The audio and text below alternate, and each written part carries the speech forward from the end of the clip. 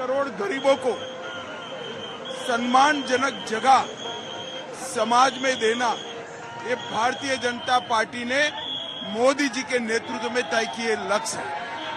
और ये सारे लक्ष्यों की सिद्धि के लिए तीसरी बार एक मजबूत प्रचंड बहुमत वाली सरकार नरेंद्र मोदी जी की बने। सर, आप तो अब गृह मंत्री हैं, इतना सीनियर पोर्टफोलियो आपके पास है, प्लस पार्टी की जिम्मेदारी भी, ज्यादा टाइम तो नहीं मिलता होगा आपको अपने चुनाव क्षेत्र आने का? नहीं, मैं आज का दिन ही आया हूँ, अब वोट डालने आऊंगा। ये जो लोग दिखाई पड़ते हैं,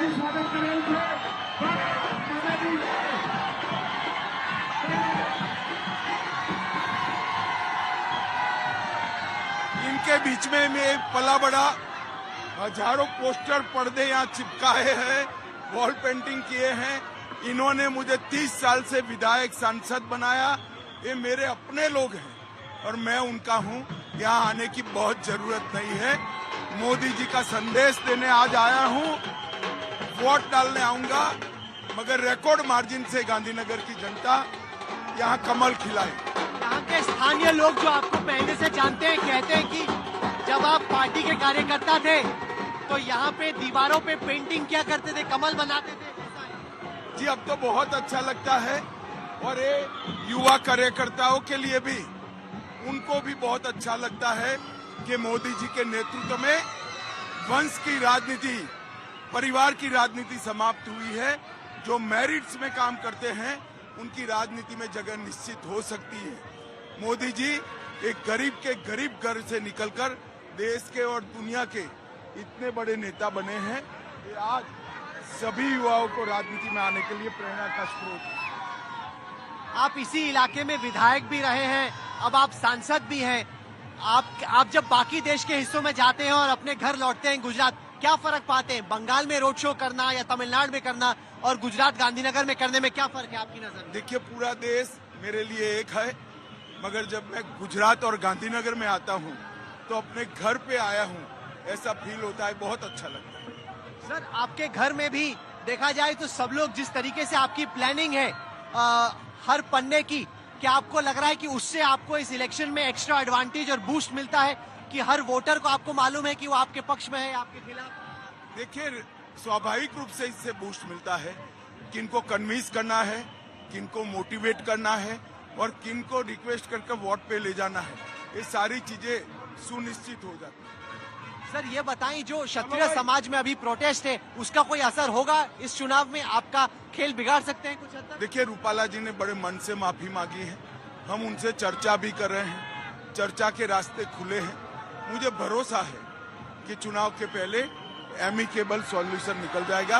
हम 26 की 26 सीटें गुजरात में जीतेंगे। सर, यहाँ पे महिलाएं बहुत संख्या में, साधारण तौर पे रोड शो में भीड़ भाड़ के चक्कर में कम आती हैं। आपको लगता है कि महिलाओं का यहाँ पे आना ये बीजेपी का लाभार्थी वोट बैंक, बीजेपी का एक बड़ा वोट बैंक बन गया है? नहीं, रानी क्षेत्र में बहनों का आशीर्वाद पहले से भारतीय जनता पार्टी के साथ है और जिस तरह का सुरक्षित वातावरण गुजरात में है, भीड़ भाड़ से किसी भी माता बहन को, बेटी को डरने की जरूरत नहीं। और युवा, क्योंकि भारत की जो डेमोग्राफी है वो उसका एसेट भी है और अगर इन लोगों को नौकरियां ना मिले तो ये लायबिलिटी भी बन सकती है और बहुत कम साल हैं भारत के पास डेमोग्राफिक डिविडेंड का फायदा उठाने के लिए, तो देश अपनी ग्रोथ में बहुत अहम जंक्शन पे है। ये 10 साल में बहुत काम हुआ है, हर क्षेत्र में स्वरोजगारी बढ़ी है।